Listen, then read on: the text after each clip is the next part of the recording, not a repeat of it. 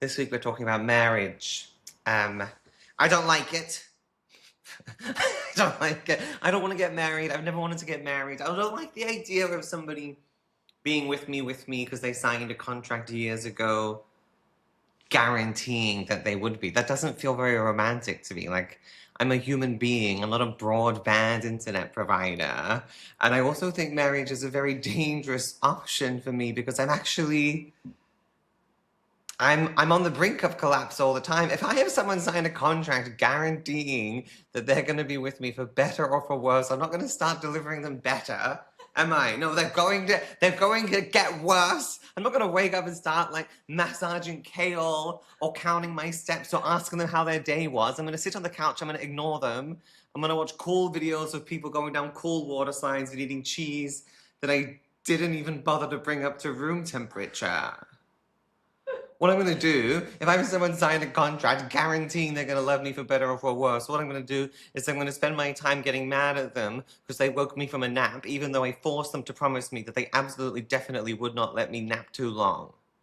That's what I'm going to do. And I do feel bad about it because I did put a lot of effort in a few years ago into making sure everybody let us have gay marriage. But I just wanted it because...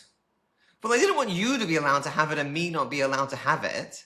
But now that I have it, I don't want it. I'm like a toddler, you know, taking his older brother's toys and then throwing them at the wall. I don't actually want it. It's not good. Because one of the things...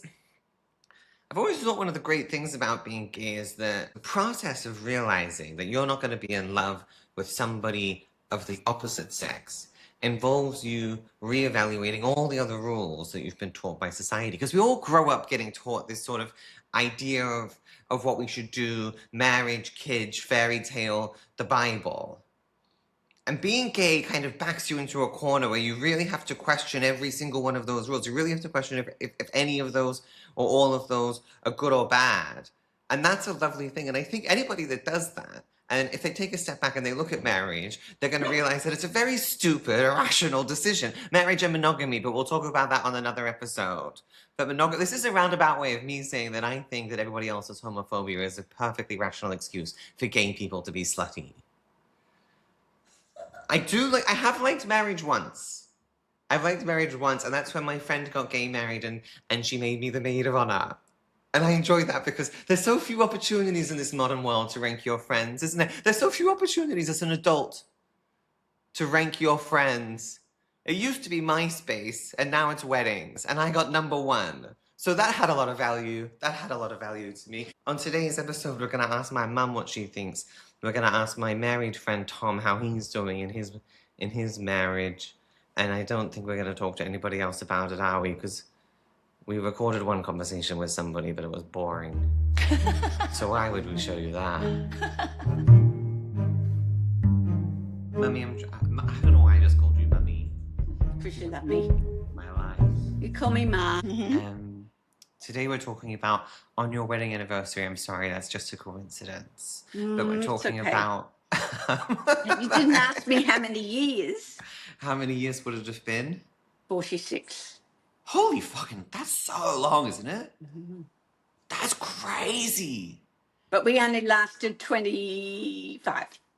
25 is a lot, though, isn't it? Yeah. 25 years is enough time on this earth to create a human that I would have sex with. Do you think marriage is good? Marriage was good when I was 19. God, you got married when you were 19. Indeed.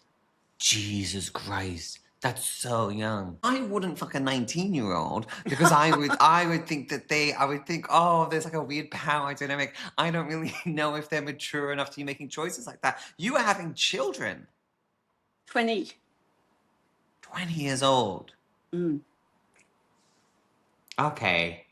And... I have to clarify. I was not pregnant when I got married. Okay. That's a doesn't bother me. With the third one, so you weren't the reason we got married. So. No, I was. But you're the reason we had no more. That was the reason you stayed together. That was the reason why you eked out a few more years. Well, that might be your father's opinion. Been married for 25 years. If you're in a relationship for that long, how much of the time do you think you're meant to be in love with the other person? Surely not all the time. Who can be in love with somebody all the time? I felt like I was in love, but was I delusional? With my dad. Yeah. With Michael Thomas. I thought he was a walking tin god. Did you? Yeah. He's such a bozo, though, isn't he? He is a lovely man. He's a lovely man. He's a lovely man. He was a great father. He still is a great father. Uh-huh. Where would you be without him?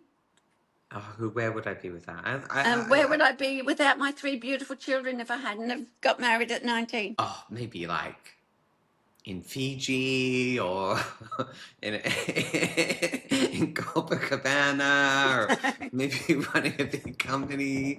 But, you know. Oh, I'm actually happy I got married at 19 and had children early. Yes, I'm having my best life. Because now you're free. You're in like a third or fourth kind of mode. Yeah. What do you think? What do you think of the pros and cons of being married? It's your best friend. Mm-hmm. It's your yin and your yang. That's nice.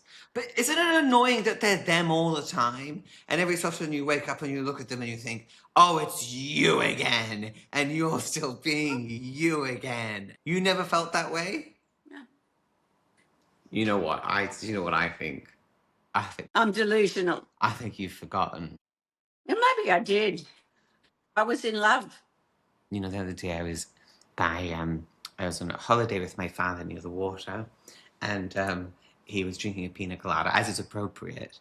And I found out that he drinks them all the time. He drinks them on like work conferences, Mum. He goes he'll be at not in a landlocked city, not near the water, not near a pool, at like a Mercure or something, with all these like businessmen. And he'll just be saying they're drinking a pina colada. And I said, Dad, you have to know that's an eccentric thing to do. That's like quite an eccentric thing to do, to have a pina colada at a business conference, not near the water. And he got sensitive about it. And he's going to listen to this and he's going to get sensitive about me saying it now. Yeah. And he's going to say that he didn't get sensitive about it, but he did get sensitive. And for a few minutes there, I watched my dad drink a pina colada whilst mad. And it was glorious. That's a beautiful image, isn't it? To get to watch how old is he now? 60-year-old man, grumpy, slurping down his pina colada. Stop it. That's beautiful. I don't think I've seen your father really mad. No, he wasn't mad, he was just hurt. Hurt, yes. I don't think this will help, do you? I'll call him next week. He can have a right to rebuttal. I'll tell him some of the weird shit you've done. No! I feel like, in summary, you think marriage is great, but you don't necessarily think I should do it. I don't think there's a need for it. It was a social, cultural thing you had to do. Yeah, okay. I didn't get married for the fluffing up and wearing a white dress and having a party. I just wanted that over and done with. I just want the party, but I'm turning 40 next year, and I realise that I can just do it for me. And then I don't have to ask anybody any questions. I'll just do it all exactly the way I want, and it'll be absolutely wonderful. Will you come, Penny? I'd love to. I don't know if you're invited yet, Mum. I'm sorry, but I'll let you know. I don't know what kind of party it's going to be. I don't know what kind of party it's going to be. I'm going to go. I love you. Okay. Love Goodbye. you too. Bye-bye. Bye, Grace.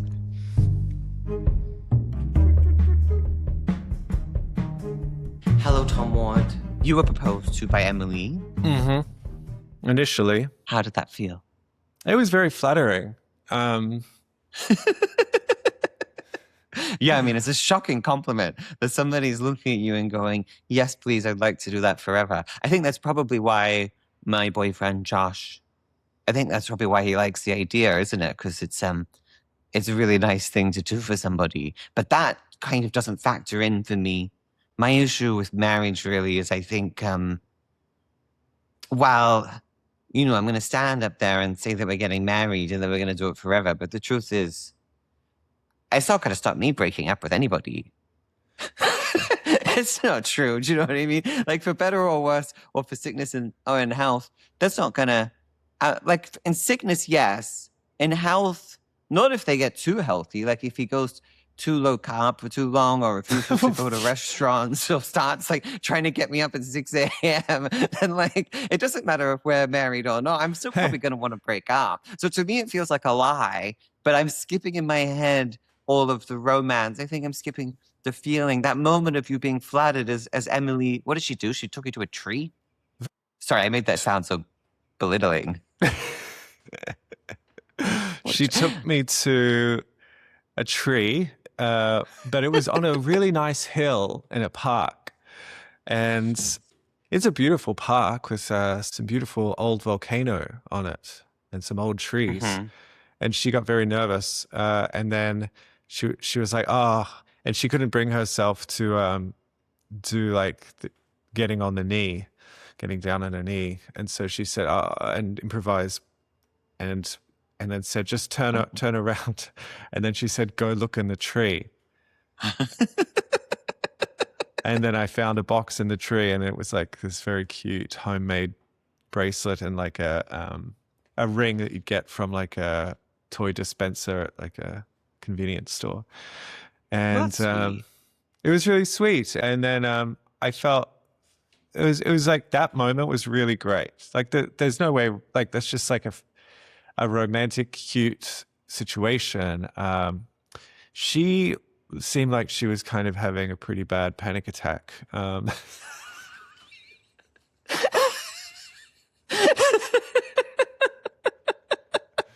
In a beautiful place. And then over the next 2 days, I got kind of freaked out. And I guess both of us were never really like 100% in on marriage in just general, but she thought that I was really into it.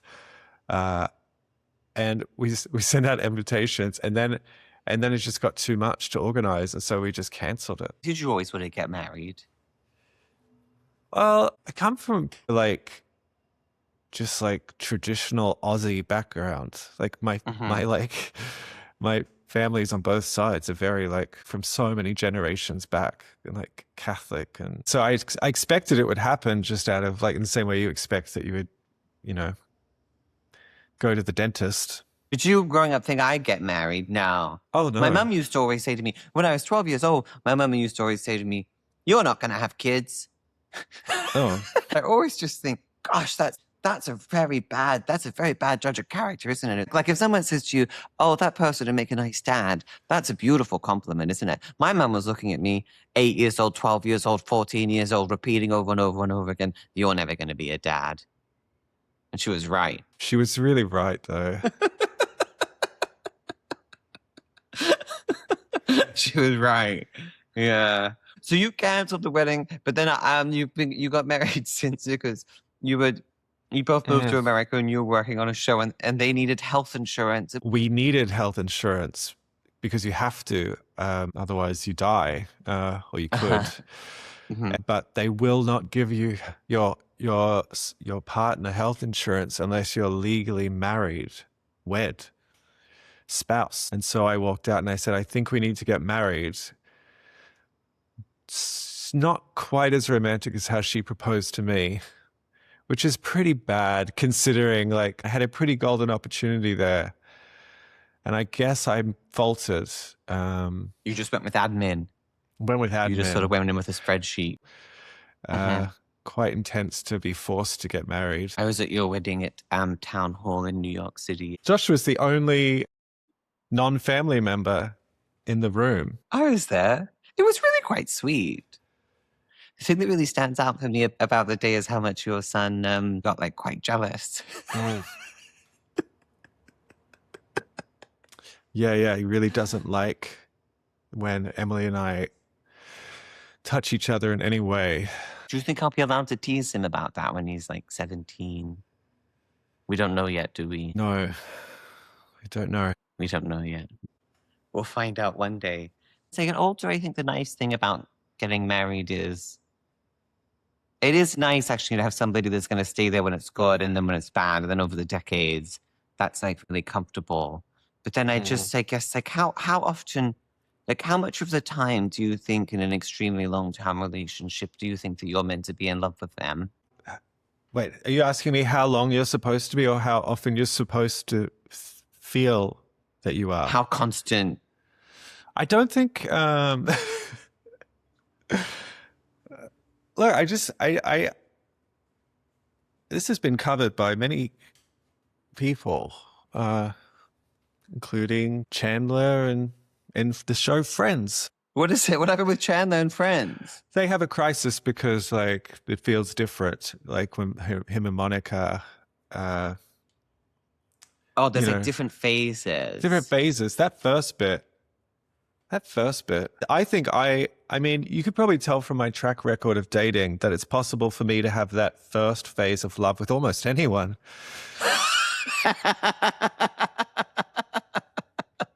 Yeah.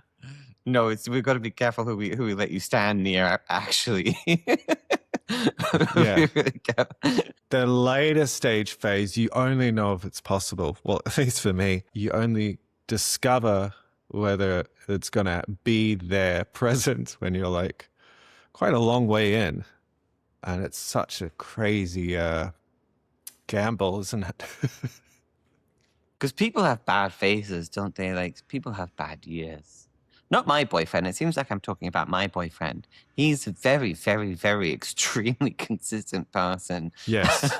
He's got an incredible level of energy to keep that flame alive. Yeah, just like completely, incredibly not agitating, which is important because I get, sometimes I get agitated. I mean, I think even Josh, I think even your boyfriend would have the ability to become agitating at some point. Oh yeah, I'm just being so generous because if he listens to the podcast and I'm asking all these people how often they need to be in love and how consistent they need to be in love with their partner, I think he might get a bit sensitive. So I threw in a compliment there just to try and like buoy my life to keep things positive so that we're happy together. But obviously he's really annoying quite often. Everyone is. Everybody is. That's the biggest revelation for me. That's the thing. No one's good. Do you know what I mean? And the tempting thing is when you meet a new person, is they seem like they're going to be good because they're being so fun for a little while. But once you really settle in with everybody, everyone's disgusting with their That's the biggest bodies. revelation. That's what's one of the greatest gifts about being in a really long relationship or married is you get to the point where you're like, wow, I really like this person, but I'm beginning to think that actually no one out there could possibly have sustained. Like, yes, definitely, this is absolutely the best person for me. It's the best person I'll ever find. And they're terrible and they're fucking disgusting with their personalities and their moods and their bodies and their sebum. I mean, I'd hate to see. Sebum. Okay. You've switched Emily's point of view here. Yeah, I feel like that actually was pointed. Because you do have a lot of sebum. I actually was thinking about you. I did think if I was in a long-term relationship with you and you got really extremely comfortable, I would, at various intervals, be bothered by how much sebum there is. He's a glossy boy. Okay. If you're in Emily's mind here, I mean, you should know, knowing her, that she would have slyly given me the right cosmetic skin care to sort that out 6 months in. Oh, that's good. Look at this camera right now and tell me that there is you look matte. less shine than there used to be. You've got more of a matte finish than me. Sissy Plus Balm B5 Plus. Blushay. That's nice. I'm Chanel at the moment, but it's hard to say that and not seem out of touch.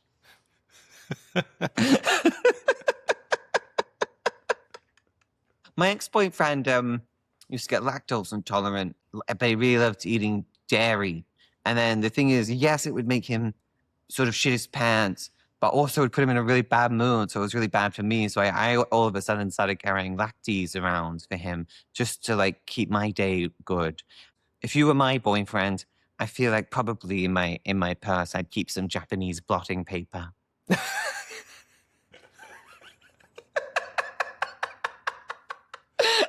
That's actually so sweet. My boyfriend falls asleep too easy, and you know my least favorite thing in the world is cocaine. My boyfriend Josh, he falls asleep too easily at parties, and he always is disappointed when he misses the party. So for him, I carry just a little bag of cocaine. It's just for him, just to extend the night, just to give me an extra half an hour. He's the only person I can bear talking to while they take cocaine. Everyone else in the world, they're talking, and I just think, you're going to wake up and you're going to regret all the things you said on cocaine, and you're going to be correct to regret it. It was annoying. But my boyfriend, Josh, he can have some cocaine, and I find it quite delightful. He's the only person I want to talk more. He really is. Yeah. He really is. He really is the person for you. Okay, well, you've got to go, don't you? You have to go do something with the child. Yes, I have to go and take care of the child. Goodbye. Bye-bye. Hey, thanks for listening. Thanks to my mum and to Tom. Neither of them have anything to plug. I mean, my mum is looking for love. If you feel like you know someone that'd be a good match for her, I'd really appreciate hearing about that. If you enjoyed this podcast, only our second ever episode, so we're still in the stage where we're begging people to like, subscribe, review, and share. I really hate having to say that aloud. It really makes me feel sad. So, but that's just the world that we live in, isn't it? Thank you for listening or watching if you did that on YouTube. Bye!